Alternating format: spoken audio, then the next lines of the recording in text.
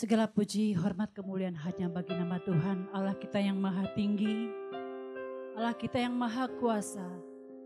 Patutlah pagi hari ini kita bersama-sama menaikkan pujian syukur kita kepada Allah kita yang hidup. Mari bersama-sama menyanjung Allah kita yang berkuasa. Kami sanjung Engkau di tempat yang maha tinggi ya Tuhan.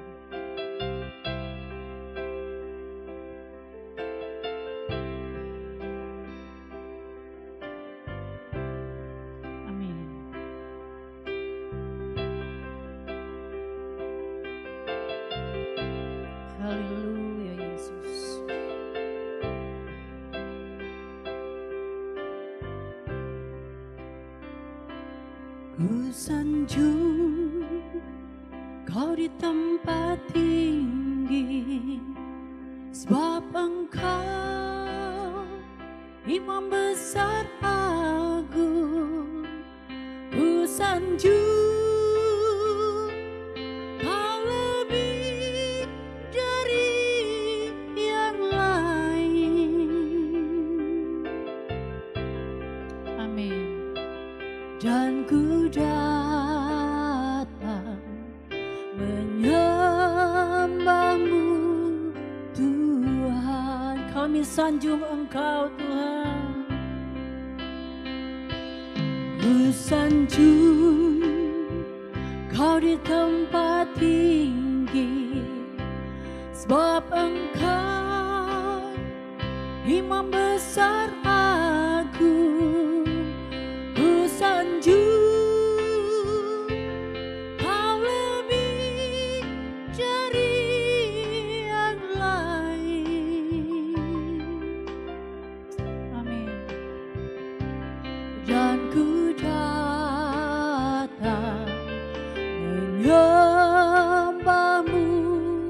Tuhan. Kami sanjung Engkau Tuhan. Ku sanjung Kau di tempat tinggi, sebab Engkau Imam besar agung. Ku sanjung Kau lebih dari yang lain.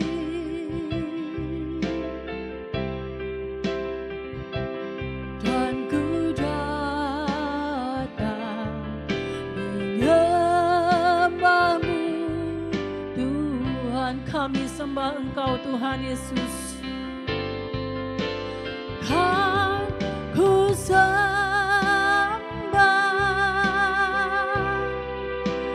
Kau ku sembah, Kau ku sembah,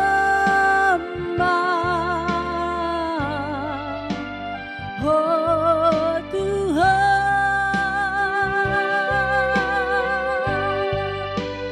Kau ku sembah, kami sembah. Kau ku sembah, Kau ku sembah, oh Tuhan. Mari katakan, ku sanjung Engkau.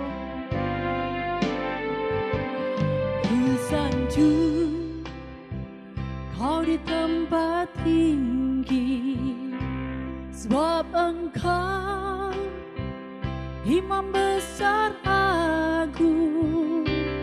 Ku sanjung Kau lebih dari yang lain.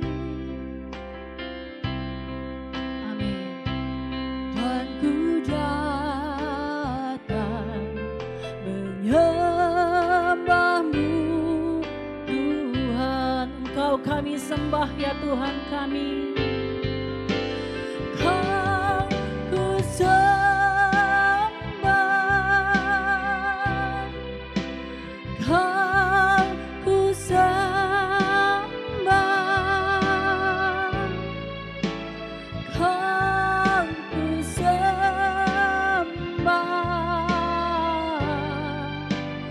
oh Tuhan.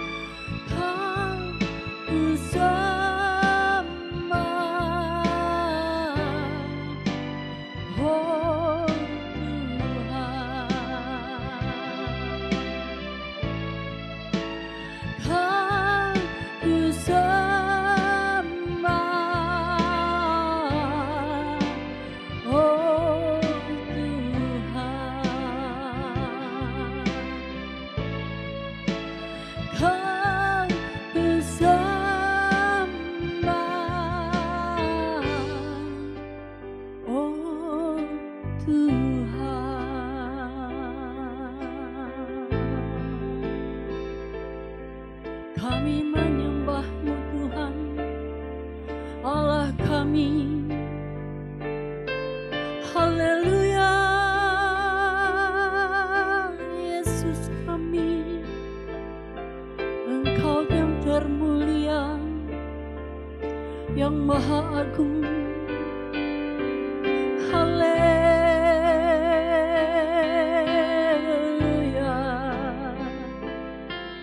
Terima kasih Tuhan buat pengorbanan-Mu, buat kasih-Mu, Yesus kami. Haleluya, haleluya, amin. Kami menyembah-Mu Tuhan pada pagi hari ini, menaikkan pujian syukur kami ke hadirat-Mu yang kudus, mengucap syukur buat pengorbanan-Mu di kayu salib buat kami semua ya Tuhan. Umat-Mu, anak-anak-Mu yang penuh dosa ya Bapa. Terima kasih buat kasih-Mu. Ampuni kami Tuhan, yang sampai saat ini kami belum berkenan di hadapan-Mu. Kami terus belajar Tuhan. Kami terus berusaha hidup kudus, hidup tidak bercacat celah di hadapan-Mu. Mari Roh Kudus pimpin kami terus ya Bapa. Terima kasih Tuhan Yesus. Kami menyerahkan ibadah pagi hari ini ke dalam tangan. Engkau menggurapi hamba-Mu yang akan menyampaikan kebenaran firman-Mu pada pagi hari ini. Memberkati setiap umat-Mu yang mendengarkan firman Tuhan pada pagi hari ini. Terima kasih Bapa. Terpuji-pujilah nama-Mu Tuhan Yesus. Sekarang sampai selama-lamanya. Di dalam satu nama yang hidup dan berkuasa. Kami sudah berdoa dan mengucap syukur. Haleluya. Amin. Puji Tuhan, shalom Bapak Ibu. Sukacita dan senang sekali kita boleh bersama-sama kembali. Boleh beribadah bersama-sama walaupun kita berbeda tempat, tapi kita merasakan hadirat Allah yang sama di tempat dimanapun kita berada. Rasakan kasih Allah karena begitu besar dan tak terukur kasih-Nya dalam kehidupan kita. Naikkan pujian ini bersama-sama.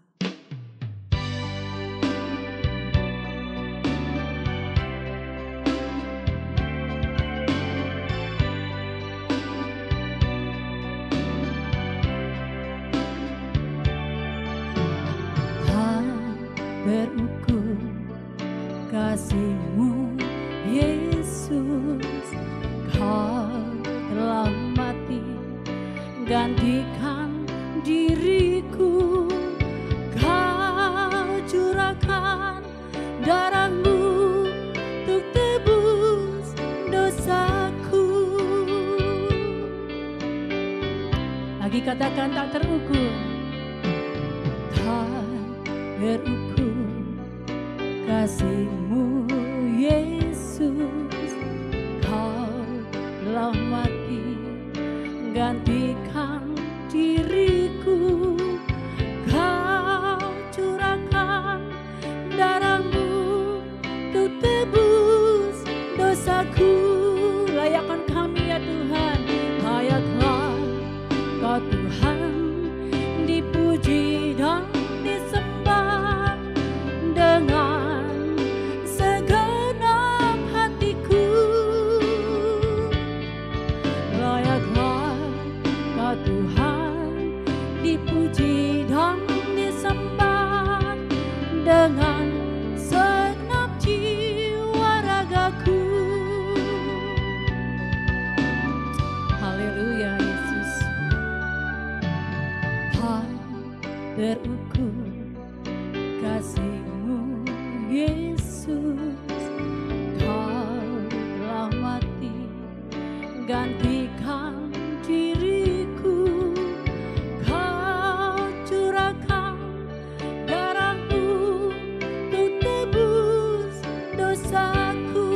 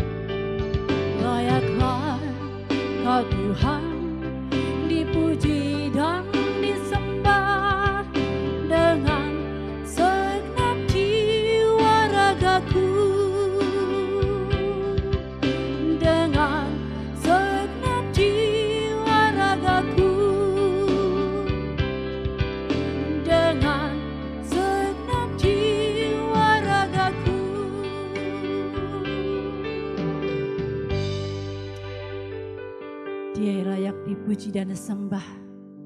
Dia patut menerima penghormatan kita. Karena dia sudah mati di kayu salib untuk kita semua.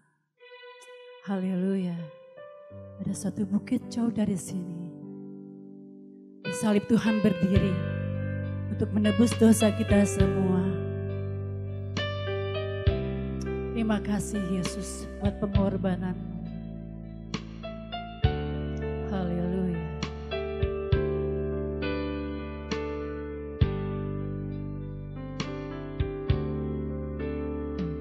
Ada satu bukit jauh dari sini, lihat salib Tuhan berdiri,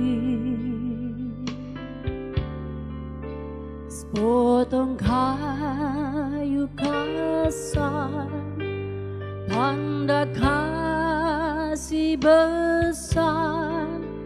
Di sana Tuhanku telah mati.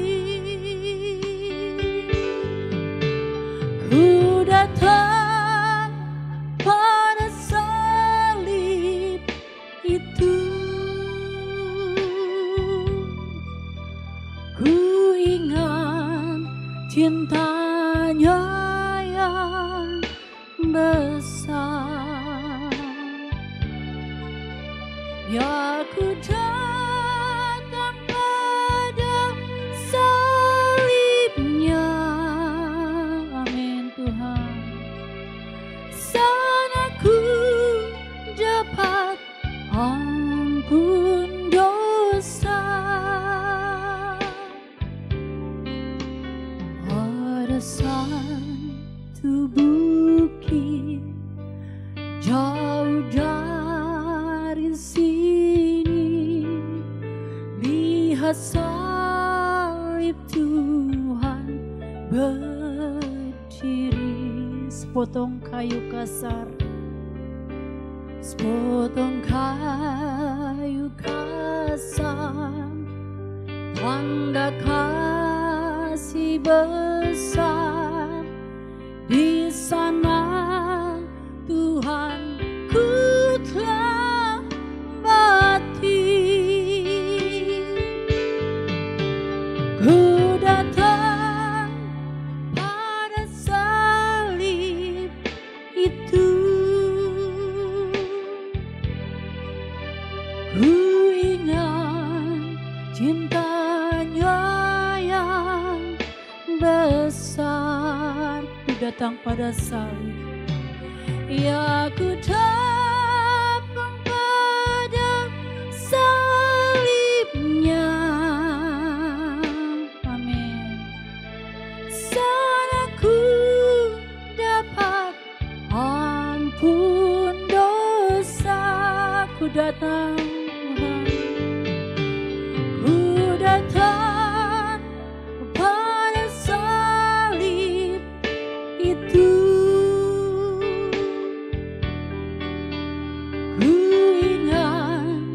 Cintanya yang besar. Amin Tuhan. Ya ku datang pada salibnya. Sana ku dapat ampun dosa. Sana ku dapat ampun dosa. Sana ku dapat ampun dosa. Haleluya Yesus. Atas pengorbanan-Mu kami mendapatkan ampun dosa ya Tuhan. Puji Tuhan, kita mau sambut firman Tuhan pada pagi hari ini. Ingat pengorbanan Tuhan Yesus di kayu salib. Betapa berat salib yang dipikulnya. Penuh dengan peluh, penuh dengan darah, tapi dia tidak mengeluh. Mari respon dengan kehidupan kita yang berkenan di hadapan.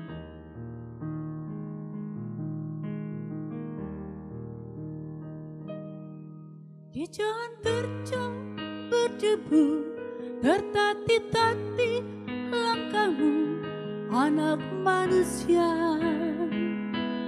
Pikul salibnya, tak sepatah pun keluhmu, walaupun nyeri lukamu. Tuhanku Yesus, juru selamatku. Sesungguhnya sengsaramu karena salahku, sesungguhnya deritamu karena dosaku. Sesungguhnya kedatanganmu gantikan tempatku, agar aku tak binasa.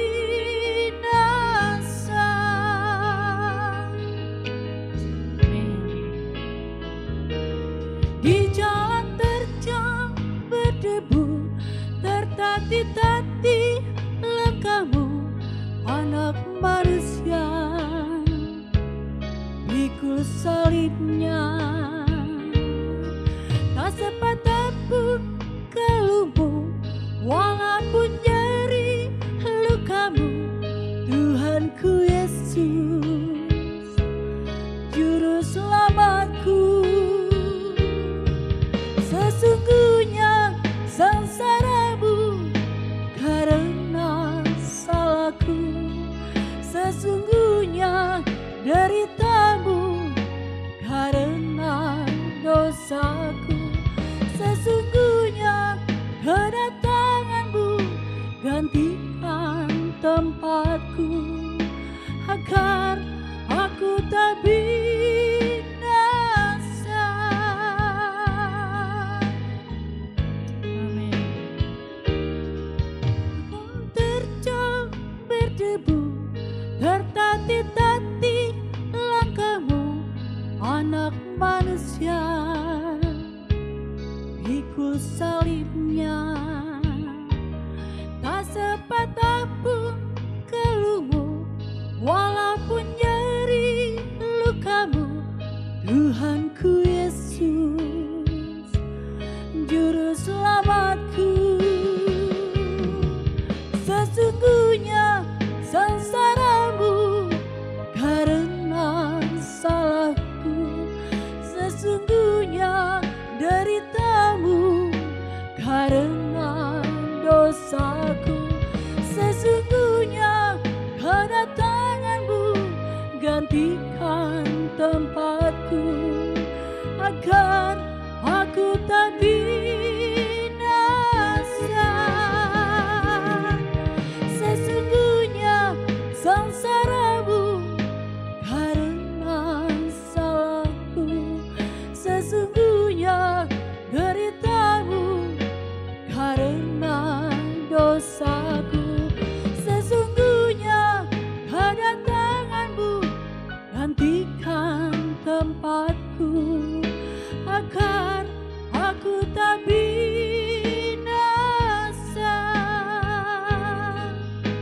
agar aku tak binasa, agar aku tak binasa.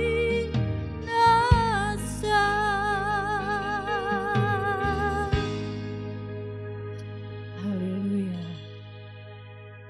Saya serahkan kepada hamba-Nya untuk menyampaikan firman Tuhan pada pagi hari ini.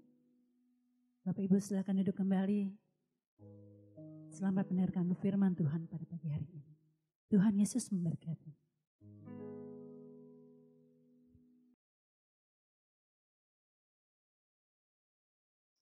Mari kita berdoa. Bapa di surga, kami bersyukur pagi hari ini kami kembali berkumpul lewat ibadah online ini Tuhan. Mari Tuhan memberkati pemberitaan firman ini Tuhan. Kami merindukan pesan-Mu, nasihat-Mu Tuhan. yang Tuhan sampaikan lewat hamba-Mu yang berdiri di mimbar ini Tuhan. Mari Bapa, Engkau urapi kami semua Tuhan. Beri kami pengertian, beri kami kemampuan untuk mengerti apa yang Tuhan ajarkan pagi hari ini. Terima kasih Bapa. Di dalam nama Tuhan Yesus Kristus kami berdoa. Amin. Shalom Bapak Ibu yang dikasihi Tuhan. Pagi ini kita kembali belajar akan kebenaran firman Tuhan. Dan tema pagi hari ini tentang korban Kristus di kayu salib yang sudah Tuhan kita kerjakan 2000 tahun yang lalu.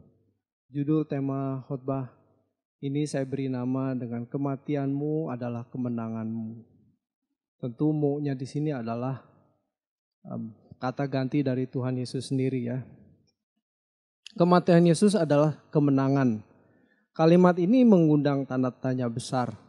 Sebetulnya apa yang dimaksud dengan kemenangan? Mengapa kalau mati justru yang disebut menang? Biasanya kalau dalam perkelahian yang mati justru yang kalah. Mana mungkin yang mati ini yang menang. Tetapi Tuhan Yesus datang ke dunia dengan satu misi menyelamatkan manusia dari dosa. Dia bisa dikatakan menang kalau misinya berhasil. Ya. Tetapi kalau Tuhan Yesus gagal melakukan misinya, yaitu penyelamatan manusia dari dosa, berarti Tuhan Yesus kalah.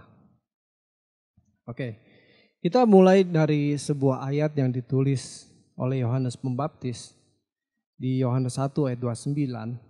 Ini sebuah kisah atau situasi ketika Yohanes sedang membaptis orang-orang Yahudi di Sungai Yordan, kemudian datanglah Yesus. Nah ayatnya bilang begini, pada keesokan harinya Yohanes melihat Yesus datang kepadanya dan ia berkata, lihatlah anak domba Allah yang menghapus dosa dunia.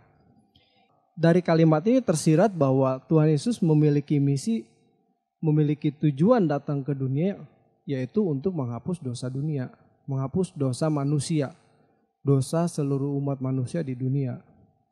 Di Matius juga mencatat dalam Matius 1 ayat 21, ia akan melahirkan anak laki-laki dan engkau akan menamakan dia Yesus. Karena dialah yang akan menyelamatkan umatnya dari dosa. Ini adalah kalimat yang diucapkan malaikat Tuhan kepada Yusuf dalam rangka pemberitahuan bahwa tunangannya Maria mengandung dari Roh Kudus. Jadi misi kedatangan Tuhan Yesus ke dunia sudah jelas bahwa ia akan menyelamatkan umatnya dari dosa. Sebetulnya peristiwa kedatangan Mesias ke dalam dunia ini sudah dinubuatkan kira-kira 700 tahun sebelumnya. Jadi kalau kita periksa di perjanjian lama, di kitab Mika 5 ayat 1, tetapi engkau, hai Bethlehem Efrata, hai yang terkecil di antara kaum-kaum Yehuda, daripadamu akan bangkit bagiku seorang yang akan memerintah Israel, yang permulaannya sudah sejak purbakala, sejak dahulu kala. Ya jelas ya. Jadi dari Bethlehem akan muncul dari antara kaum Yehuda. Di Mika 4 ayat 8, ini paralel juga. Dan engkau hai menara kawanan domba. Di situ digunakan kata menara kawanan domba ya. Hai bukit Putri Sion, kepadamu akan datang dan akan kembali pemerintahan yang dahulu kerajaan atas Putri Yerusalem. Oke. Kata menara kawanan domba ini teks aslinya adalah Migdal Eder. Migdal Eder. Ini adalah sebuah kawasan khusus di Bethlehem.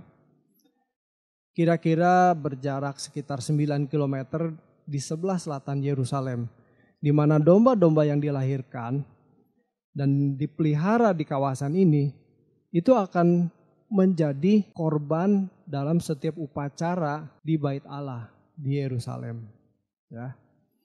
Jadi peristiwa Natal atau kelahiran Yesus Kristus di Migdal Eder sekaligus adalah berita pengorbanan Yesus di kayu salib.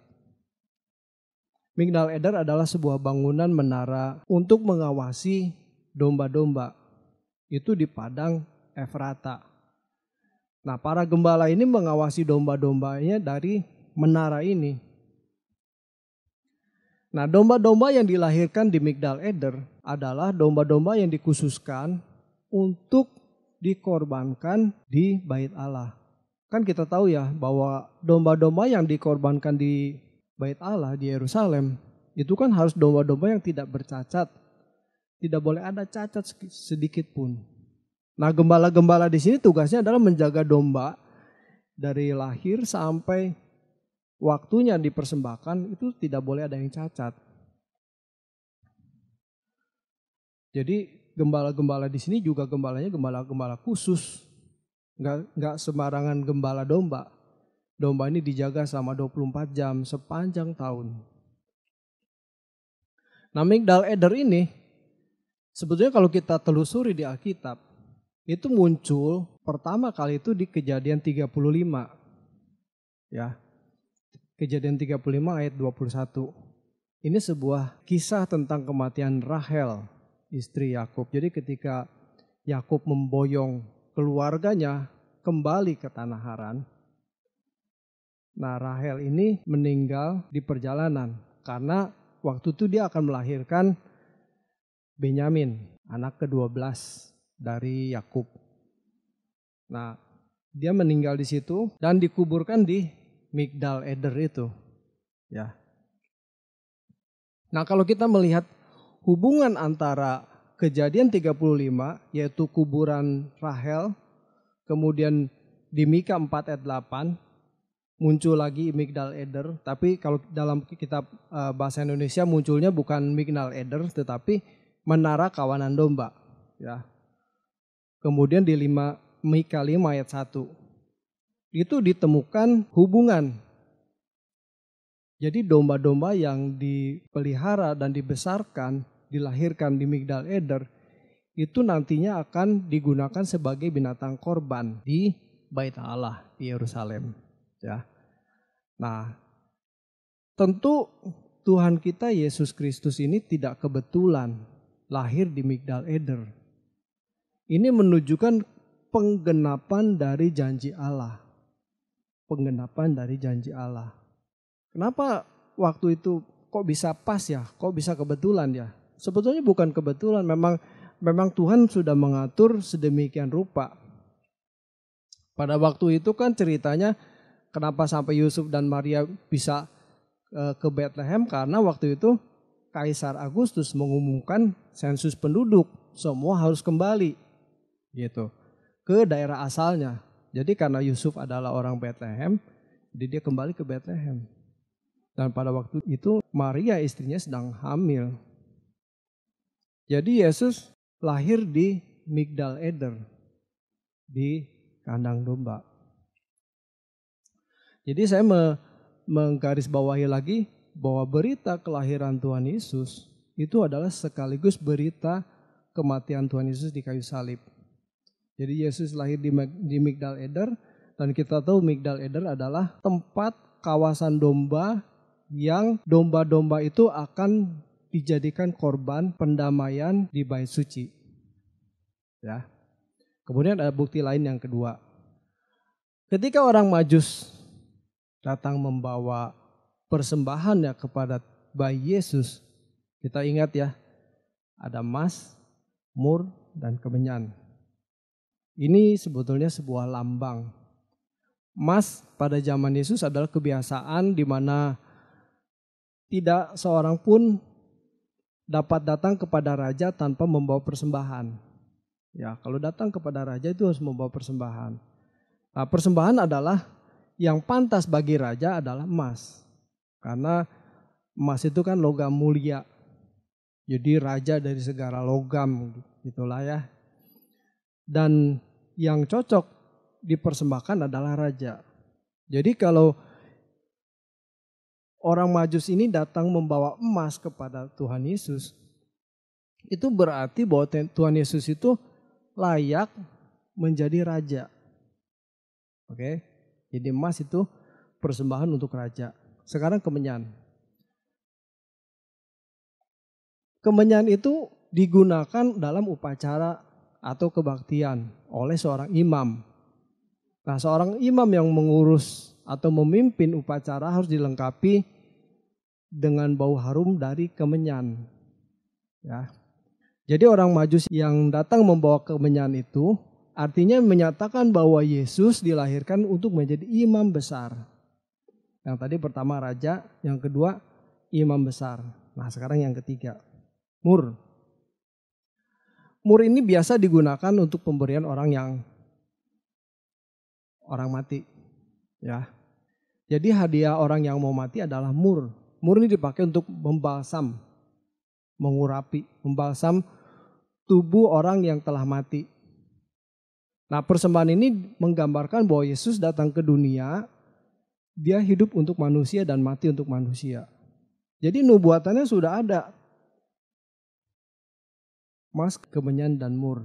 Mur itu memang dipersiapkan untuk membalsam tubuh Tuhan Yesus. Oke? Nah, sekarang kita tinggalkan migdal eder dan persembahan orang Majus ya. Tadi kira saya mau khotbah Natal, padahal ini mau Paskah. Walaupun tidak ada larangan menjelaskan orang Majus dan migdal eder di hari Paskah. Tetapi ini adalah jembatan. Jadi saya mau menjelaskan bahwa sebetulnya berita Natal itu adalah berita Paskah juga. Ya. Sekarang kita kembali ke misi kedatangan Tuhan Yesus. Misi kedatangan Tuhan Yesus sudah jelas. Itu bahwa Yesus lahir ke dunia tujuannya untuk menyelamatkan manusia dari dosa. Ya. Ketika Herodes menanyakan, di manakah raja orang Yahudi yang baru lahir itu? Ketika dia tanya kepada ahli Taurat dan imam kepala. Jelas tahu imam kepala kan baca kitab sucinya, yaitu Perjanjian Lama. Dia tahu di Nabi Mika ditulis di Bethlehem. Nah, sekarang kita lihat perjuangan Yesus menyelesaikan tugas kemesiasannya. Apakah melewati hari-hari yang mulus, everything is running well gitu ya, tanpa rintangan, tanpa godaan? Tentu tidak. Tentu banyak godaannya. Tentu iblis berusaha untuk menggagalkan misi Tuhan Yesus. Misi menyelamatkan manusia dari dosa. Tentu, ya iblis tidak tinggal diam. Bulan lalu ya, saya mengkhotbahkan dalam khotbah saya menyinggung soal pencobaan di padang gurun, masih ingat ya? Jadi ketika Tuhan Yesus setelah berpuasa 40 hari 40 malam, Tuhan Yesus dicobai. Ditawarkanlah kerajaan dunia, ditawarkanlah disuruh mengubah roti, batu menjadi roti.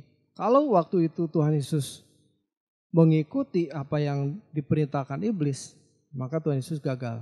Mengingini dunia, Tuhan Yesus gagal. Ya. Nah, sekarang kalau kita bertanya, apakah dengan perjuangan Tuhan Yesus selama di bumi, selama mengenakan tubuh manusia, apakah mungkin Tuhan Yesus bisa kalah, bisa gagal? Loh, kan dia Allah, mana mungkin gagal? Coba kita periksa ayatnya dulu ya, supaya kita tidak salah. Filipi 2 ayat 7. Melainkan telah mengosongkan dirinya sendiri dan mengambil rupa seorang hamba dan menjadi sama dengan manusia. Ya, ayatnya perhatikan ya. Jadi ketika Tuhan Yesus hidup sebagai manusia 2000 tahun yang lalu, dia mengosongkan diri dan menjadi sama dengan manusia. Jadi waktu itu dia bukan sebagai Allah tetapi sebagai manusia. Nah, kata mengosongkan di ayat yang ke-7 ini dalam teks aslinya itu ditulis dengan kata kenoo. Artinya to make empty, to make void, membuat kosong ya. To deprive of force, menghilangkan kekuatan, useless, tidak berguna, lay aside equality of God, mengesampingkan kesamaan dengan Allah. Jadi Tuhan Yesus yang adalah Allah sendiri itu dikosongkan, dibikin nol. dihilangkan kesadarannya. Kesetaraannya dengan Allah dikesampingkan, menjelma menjadi manusia. Jadi Tuhan Yesus sama dengan kita, sama dengan manusia, 100% manusia. Jadi kalau ditanya apakah ada kemungkinan Tuhan Yesus gagal dalam menjalankan misinya? Jawabnya iya. Tapi bukan berarti dengan begini kita jadi melecehkan Tuhan kita Yesus Kristus, tidak. Justru kita sangat menghormati, menghargai, kita sangat kagum dan bangga betapa hebatnya Tuhan kita. Yang walaupun dalam kondisinya sebagai manusia dia berhasil. Dan dia menjadi contoh, jadi aitios, jadi penggubah. Menjadi yang sulung di antara banyak saudara. Jadi Tuhan Yesus tidak menggunakan keilahiannya selama hidup di bumi. Nah kalau dia menggunakan kehebatannya, kekuasaannya, kekuatannya, atau keilahiannya, ya dia nggak bisa jadi contoh. Bagaimana Tuhan bilang supaya kita jangan berbuat dosa lah. Tuhan kan memang Allah, bisa aja nggak berbuat dosa. Kita kan manusia, lahir aja udah mewarisi dosa. Nah, ya. Jadi ini adalah sebuah contoh teladan bagi kita bahwa Tuhan Yesus yang lahir sebagai manusia, dia sudah menjalankan tugasnya dengan baik. Dia tidak bercacat celah di hadapan Allah dan dia tidak berbuat dosa. Bisa. Dalam peristiwa lain Tuhan Yesus memberitahukan tentang pemberitaan yang harus dia tanggung di Yerusalem.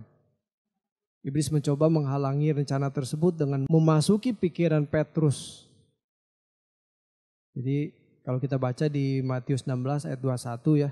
Sejak waktu itu Yesus mulai menyatakan kepada murid-muridnya bahwa ia harus pergi ke Yerusalem dan menanggung banyak penderitaan dari pihak tua-tua, imam-imam kepala dan ahli Taurat. Lalu dibunuh dan dibangkitkan pada hari ketiga. Ayat yang ke-22. Tetapi Petrus menarik Yesus ke samping dan menegur dia. Katanya, Tuhan, kiranya Allah menjauhkan hal itu sekali-sekali tak akan menimpa engkau.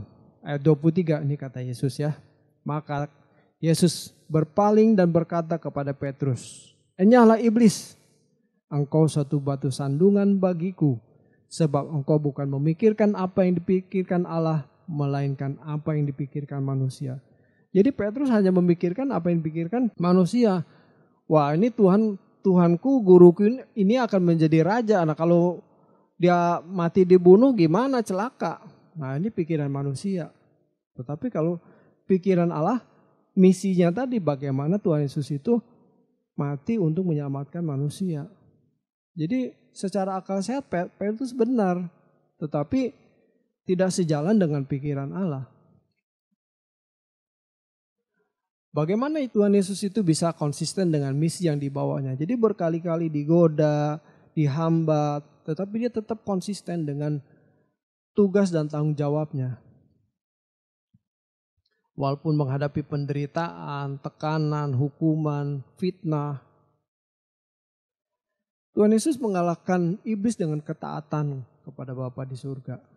Alkitab mencatat di Filipi 2 ayat yang ke-8, sambungan dari ayat yang tadi ya. Dan dalam keadaan sebagai manusia, ini Tuhan Yesus ya, ia telah merendahkan dirinya dan taat sampai mati, bahkan sampai mati di kayu salib. So, jelas sekali ya. Ketika Tuhan Yesus di atas kayu salib pun sebetulnya Tuhan Yesus punya kesempatan untuk turun dari atas kayu salib. Ketika prajurit-prajurit itu mencemooh, mengolok-olok, tetapi Tuhan Yesus tetap diam di situ. Karena misinya jelas bahwa dia harus mati di kayu salib dan bangkit pada hari yang ketiga. Dan supaya dia bisa menyelesaikan misinya. Yohanes pasal 19 ayat 30 ya. Sesudah Yesus meminum anggur asam itu, berkatalah ia, sudah selesai. Lalu ia menundukkan kepala dan menyerahkan nyawanya. Tuhan Yesus sudah menyelesaikan misinya untuk menyelamatkan manusia dari dosa. Bersyukur Bapak Ibu, Tuhan kita sudah menang. Dia selesai menunaikan tugas penyelamatannya atas semua dosa manusia. Sekarang bagaimana dengan kita? Bagaimana dengan kita? Apa dampak kematian Tuhan Yesus dalam hidup kita? Apa artinya pengorbanan Tuhan Yesus di kayu salib 2000 tahun yang lalu itu? Sebagai orang Kristen yang mengaku percaya bahwa Tuhan Yesus mati di kayu salib untuk menebus dosa, tentu kita harus mengikuti jejaknya, mengikuti gaya hidupnya. Dosa semua manusia sudah ditanggungnya. Semua manusia dari Adam sampai dosa manusia yang terakhir, entah siapa namanya. Semua dosa sudah ditanggung oleh darah Yesus. Tetapi ingat ya, tetapi potensi dosa yang ada dalam diri kita itu tidak bisa dihapus oleh darah Yesus. Saya ulangi kalimatnya ya. Semua dosa ditanggung oleh darah Yesus. Tetapi potensi dosa yang ada dalam diri kita itu tidak bisa dibersihkan oleh darah Yesus. Potensi dosa ini hanya bisa dibersihkan oleh firman yang direspon oleh manusia itu sendiri. Jadi begini penjelasannya, saya ambil contoh saja ya. Kalau seseorang berbuat salah, misalnya dia terjerat hukum karena narkoba, penyalahgunaan obat terlarang begitu. Singkat cerita dihukumlah 5 tahun, 10 tahun. Oke. Setelah dia menjalani masa hukumannya dan dia keluar dari penjara, itu dosanya udah selesai belum? Maksudnya hukumannya kan sudah selesai, dia sudah menjalani hukumannya. Tetapi potensi untuk berbuat kembali ke melakukan kesalahan yang sama masih ada nggak? Masih. Makanya nggak aneh, banyak orang yang keluar penjara masuk lagi. Yang narkoba keluar dari penjara sudah selesai masa tahanannya, masuk lagi. Itu karena apa? Potensi untuk melakukan kesalahan yang sama. Nah, manusia juga begitu. Dosanya sudah ditanggung oleh darah Yesus, tetapi potensi dosanya nggak hilang. Kalau yang biasa berbuat dosa ya tetap dosa, walaupun dia sudah dibaptis, sudah mengaku Kristen, sudah rajin ke gereja, tetapi mata keranjangnya nggak hilang tuh. Tetapi gampang emosiannya nggak hilang tuh. Tetapi sifat irinya tetap masih ada. Nah, itu yang harus dibenahi Bapak Ibu. Itu harus kita renungkan. Itu tugas kita.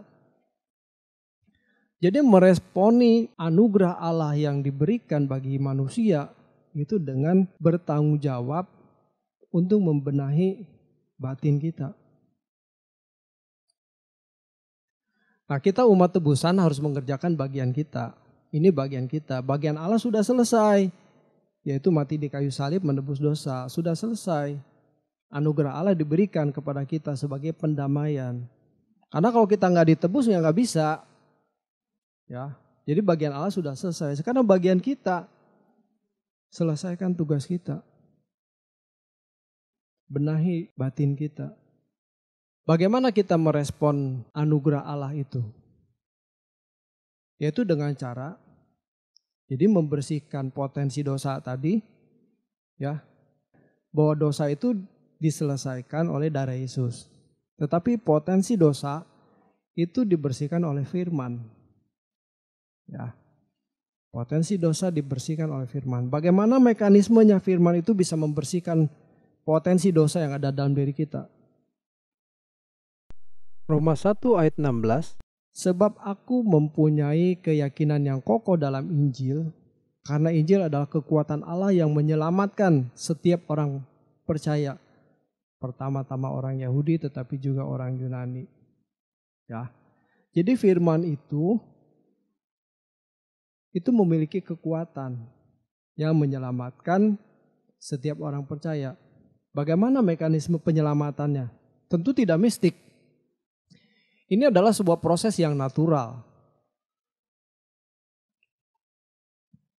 Firman Tuhan yang mencerahkan pikiran kita, itu harus kita mengerti dengan baik, dimengerti dengan baik, ya.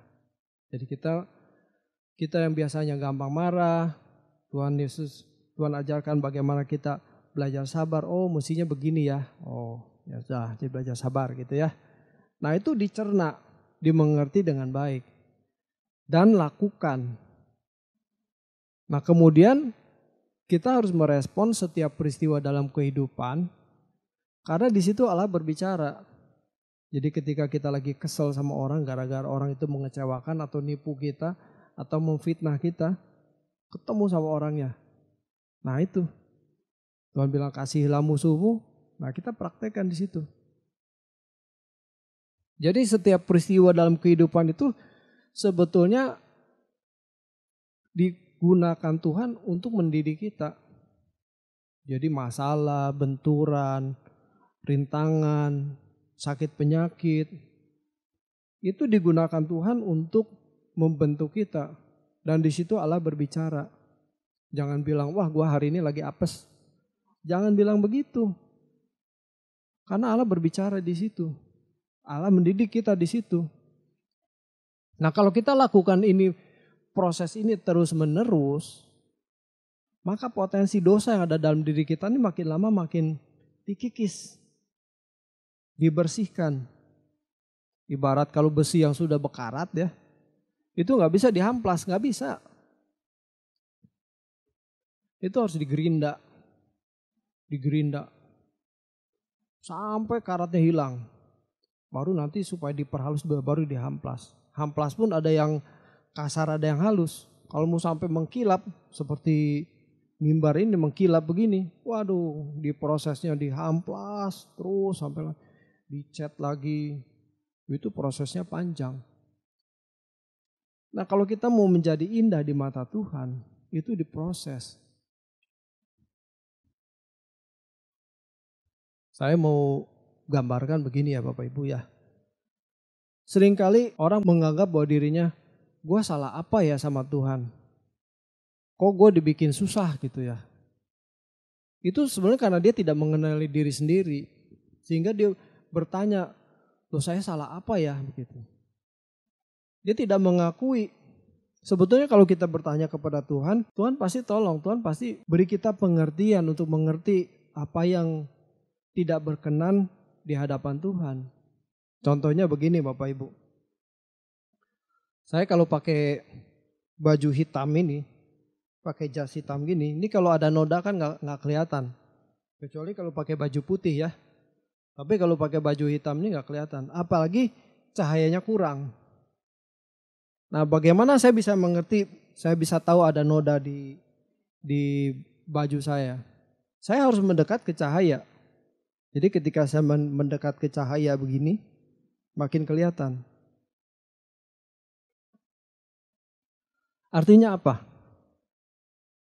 Makin kita mendekat kepada cahaya, makin kita bisa melihat noda-noda yang ada dalam baju hitam ini. Sebetulnya yang putih juga sama. Kalau cahayanya kurang kan nggak kelihatan juga ya. Nah ini adalah sebuah ilustrasi. Seringkali kita nggak mengerti dosa kita apa gitu loh. Dan kita merasa sudah hidup benar. Kan kita nggak melanggar hukum. Tidak nipu orang, tidak membunuh orang, tidak melakukan kriminal. Apa sih salahnya gitu. Ya tentu saya nggak bisa menunjukkan kesalahan kita masing-masing. Masing-masing kita ini harus berperkara dengan Tuhan. Tetapi yang saya mau katakan adalah ketika kita mendekat kepada Tuhan, Tuhan Yesus katakan, akulah terang dunia. Ketika kita mendekat kepada Tuhan, kita akan tahu, oh iya aku salah ya. Oh ternyata aku ngomong sembarangan loh tadi tuh. Ini bisa menyinggung orang lain nih. Nah hal-hal kecil Tuhan bisa ungkapkan. Tuhan bisa bongkar kesalahan kita. Sampai kita ini benar-benar bersih. Jadi jangankan noda besar, yang kecil pun kelihatan kalau kita mendekat kepada Tuhan. Nangkep ya Bapak Ibu ya. Mendekatlah kepada Tuhan, kita akan mengerti betapa banyaknya kesalahan kita. Kita nggak ngerti banyak kesalahan-kesalahan yang kita lakukan. Tetapi buat Tuhan itu semua itu sudah ditanggung. Semua dosa kita sudah ditanggung oleh darah Yesus. Yang jadi masalah adalah ketika potensi dosa dalam diri kita itu tidak dibersihkan. Jadi potensi itu kan kemungkinan untuk berbuat dosa.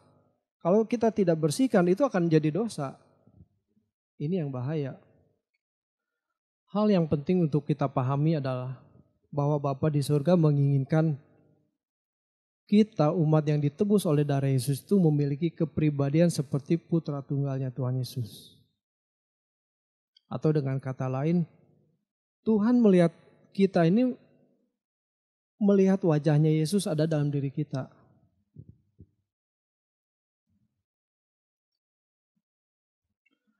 Kalau Paulus itu mengatakan bahwa hidupku bukan aku lagi, tetapi Kristus di dalam aku. Ini bukan hal yang mudah Bapak Ibu. Bagaimana kita yang masih hidup di dunia ini mau berjuang sampai kita sempurna. Sementara orang-orang di sekitar kita masih berbuat dosa dan kita masih gampang untuk jatuh dalam dosa. Ini terkesan seperti omong besar, sombong.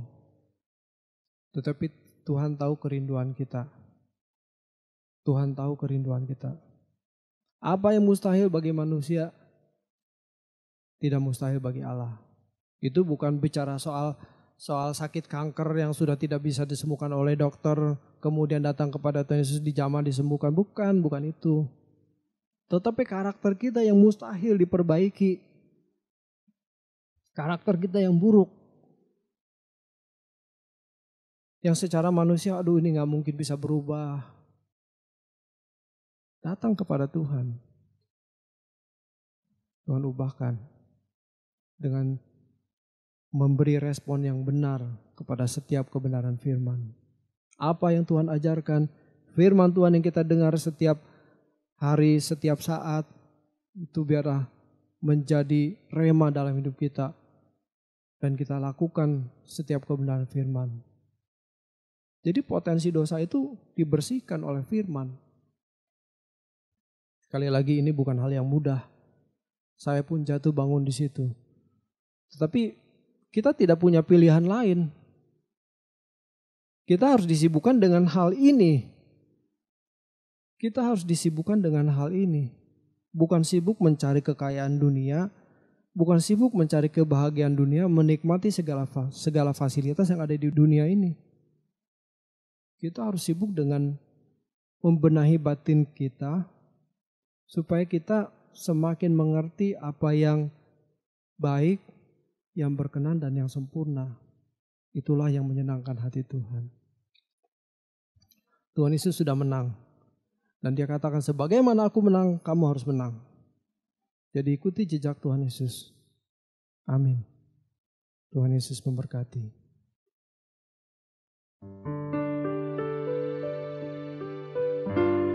Beriku mengerti kehendak-Mu Bapa, ku lakukan segenap jiwa. Temukan tempatku dalam pekerjaan-Mu, selesaikan sampai sempurna. Beriku mengerti kehendak-Mu Bapa, ku lakukan segenap jiwa. Temukan tempatku dalam pekerjaan-Mu, selesaikan sampai sempurna. Selesaikan sampai sempurna.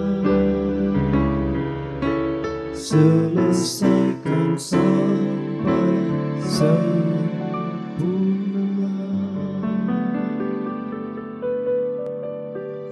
Bapa di dalam surga, kami bersyukur pagi hari ini Tuhan. Terima kasih untuk pesan-Mu, untuk nasihat-Mu Tuhan. Sebagaimana Engkau menang, Dan Kau menjadi contoh teladan kami Tuhan. Pagi hari ini kami membulatkan tekad kami Tuhan, supaya kami bisa menang. Supaya kami mengikuti jejak-Mu Tuhan. Mengubah karakter kami Tuhan oleh pertolongan Roh Kudus.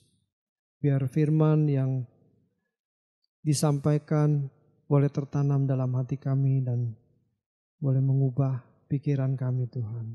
Terima kasih Bapa di surga. Kami bersyukur juga untuk setiap persembahan yang dikirim ke gereja-Mu Tuhan.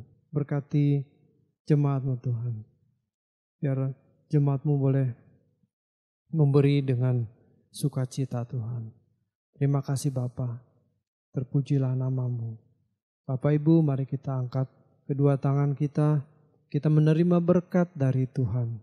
Segala berkat dari Allah Bapa, kasih dari Tuhan Yesus Kristus, dan pertolongan Roh Kudus yang menyertai kita, menolong kita sampai selama-lamanya. Di dalam nama Tuhan Yesus Kristus, kami sudah berdoa. Haleluya. Amin.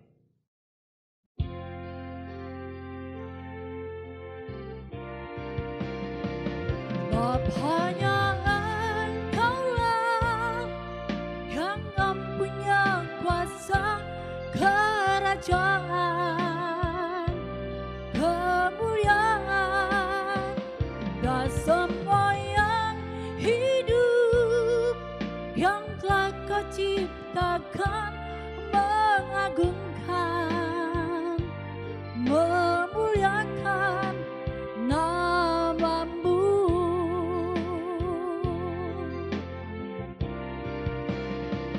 Sebab hanya Engkaulah yang mempunyai kuasa kerajaan,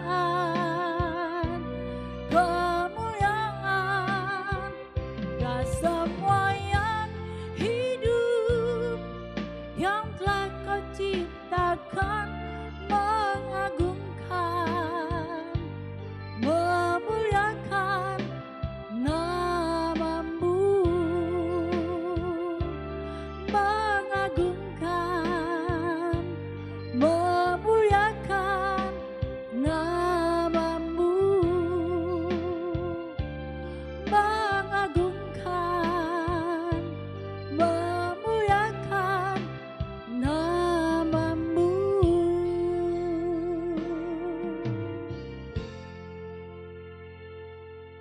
Puji Tuhan, ibadah selesai. Selamat hari Minggu. Terima kasih buat persembahan yang saudara sampaikan untuk pekerjaan di tempat ini. Tuhan Yesus memberkati kita semuanya.